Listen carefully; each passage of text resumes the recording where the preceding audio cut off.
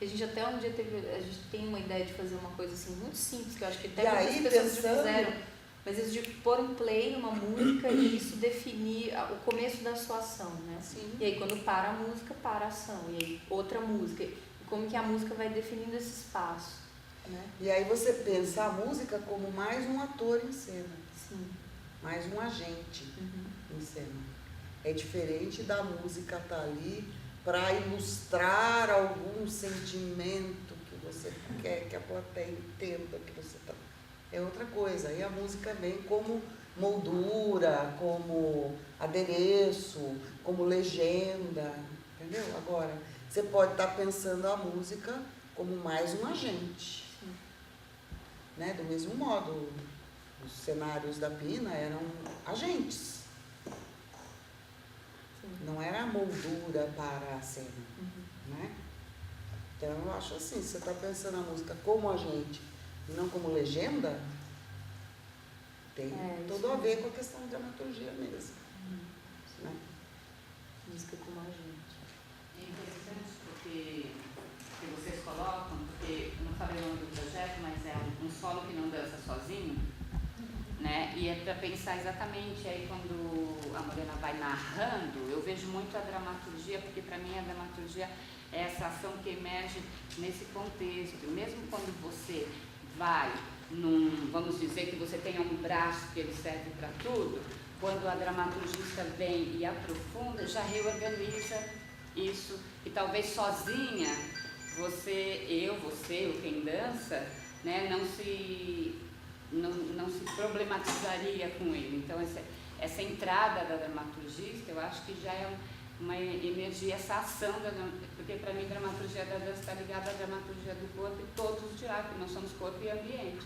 Então, tudo que está dialogando, né, tudo está influenciando. Por isso que eu falei, um solo que não dança sozinho. Eu não vou para uma sala, eu tenho uma história, eu tenho uma memória, eu tenho uma infância, eu tenho, né, os parceiros, eu tenho os amigos, tudo que vai contaminando. Então, eu achei interessante realmente, porque eu acho que essa dramaturgia, ela acontece nessa, eu acho que a lógica, quem dá o toque é quem vai organizando, né, como a Rosa falou, essa lógica. Não, a lógica, né, é da ação. Da ação, mas do artista nessa ação, ele tem que estar organizando a ação, que acho que é o corpo que está organizando, desse corpo que está organizando. Então, por isso que é muito lógico também. Então, e não é nessa lógica do campo, né, da razão, dessa lógica que é muito do subjetivo, que vem emergindo e vai criando uma lógica para o artista, né? Isso que é mais aberto do que fechado, né? E o contemporâneo que o Agami fala, ele fala assim, de enxergar no escuro.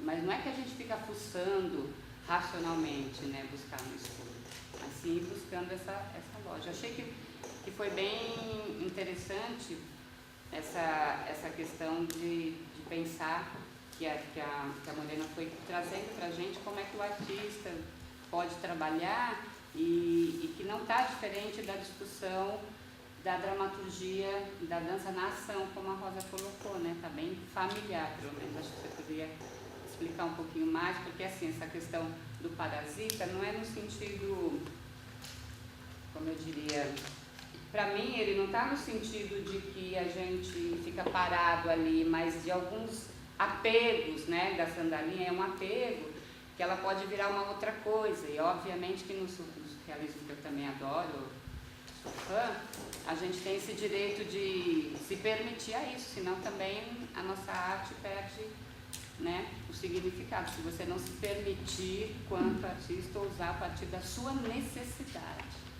né? Acho que isso é o mais importante, assim, pensar um pouco. Eu acho que você age a partir do seu repertório, né? Seu repertório, aquilo tudo que seu corpo carrega, porque nosso corpo, o nosso movimento carrega muitas falas, né? Com todo mundo que você fez aula, com todo mundo que você dançou, com todo mundo que você estudou, essas falas estão ali na sua ação. Né? E eu me perdi. Inclusive, quando você cita que o dançarino faz a coreografia, para, toma uma água e fala, para mim isso é dança. Não tem uma separação. Ele está, né, a extensão da dança dele, da coreografia dele, da ação e da dramaturgia dele, naquele recorte, né, de quem assiste, não está deslocado, né, naquele momento. Não, a própria Vina, acho que ela chamava o que ela fazia de dança, né? Não é? Essa coisa de dança, teatro, não sei. O que você comentou? Mas dança-teatro não significa que soma dança e soma teatro. Totalmente. Porque nasce com o Iose no expressionismo. Sim. Né? Então a palavra teatro está no lugar. O Nover falava técnica e expressividade, o Iose chamou de dança-teatro. Porque ele vem da mesma linhagem. Né? Nover, Focchini, ele vem da mesma linhagem de formação e de entendimento de dança. Ele chamou de dança-teatro. O que o Nover chamava de técnica e expressividade. Não é somar elementos da dança com elementos do teatro. Sim.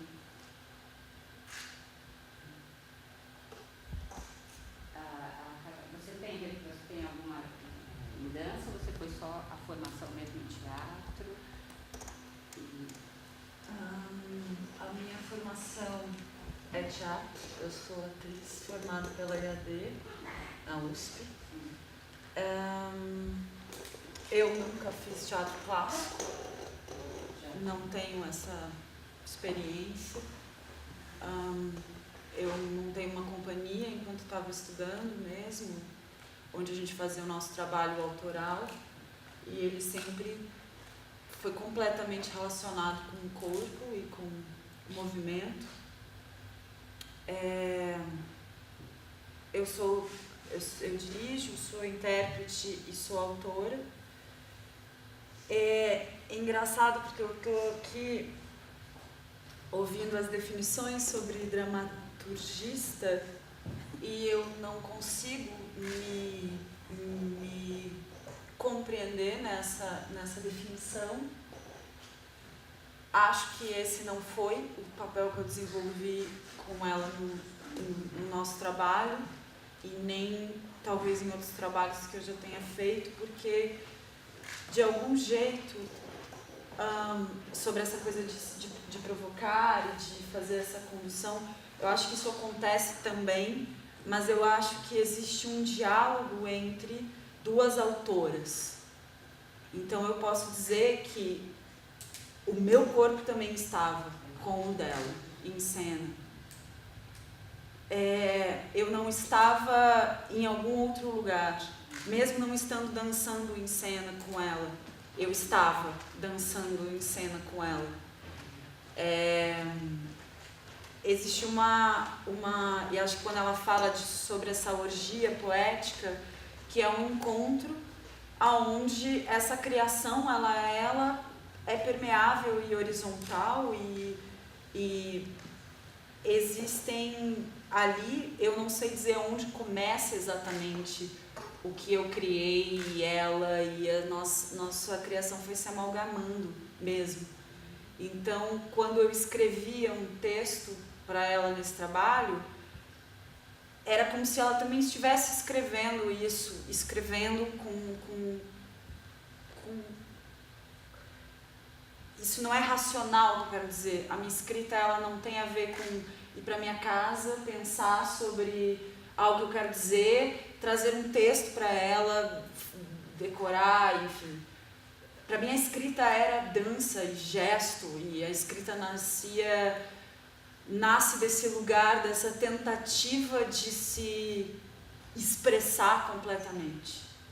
Eu não sei viver de um outro jeito que não seja tentar expressar meu arrebatamento diante das coisas. Eu acho o mundo tremendamente esquisito. Então, para mim, a poética e a criação e estar numa sala de ensaio com uma outra pessoa, hoje em dia tem uma confluência que é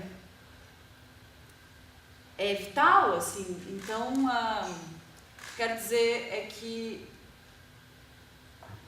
ela não passa para mim por um lugar só de apontamentos ou de condução de algo, ou porque só eu me expressei mal. Ela não passa por um lugar de da condução, de observar o que ela está experimentando e agir sobre isso, mas de agir junto com ela.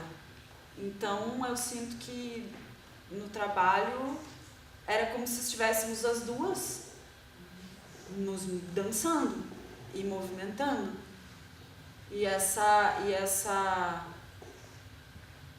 construção, essa criação dessa obra, ela tem esse sentido autoral nesse lugar. Então, para mim, eu não consigo me ver... eu não sei porquê, e aí é porque as palavras tomam imagens na minha cabeça, às vezes um tanto absurdas, e vocês podem dizer, não, mas não é isso. Mas é porque, de algum jeito, me pareceu nas falas que havia uma distância possível entre o que é o dramaturgista e o artista que está criando o solo. Não consigo ver essa distância em nada do que eu faço. Nem nos meus trabalhos e nem nos trabalhos com ela, assim. O lugar onde eu estava aqui, observando coisas, e aí eu atuo sobre algumas indicâncias, ou, sabe? Então, a construção dramatúrgica se dá, acho que, muito, muito junto nessa dança. Porque as coisas me arrebentam tanto quanto arrebentam a ela. Tem dias que eu observo o espetáculo e eu saio cansada como se eu estivesse dançando durante 1 hora com ela. E acredito que estou dançando.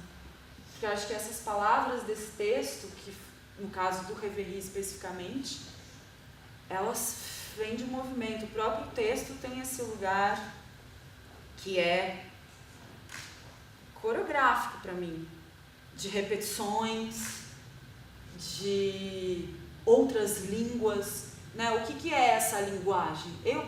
Aí eu vou abrir um buraco, bom, paciência, estamos aqui.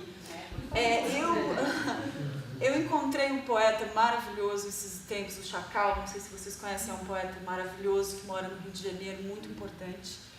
E a gente se encontrou numa festa recentemente, a gente se abraçou muito, e ele disse, ele tem 50 e tantos anos, né, Michele? Não sei se ele já tem 60, talvez tenha.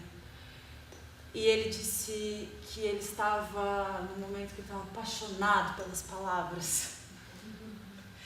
E eu achei tão bonito.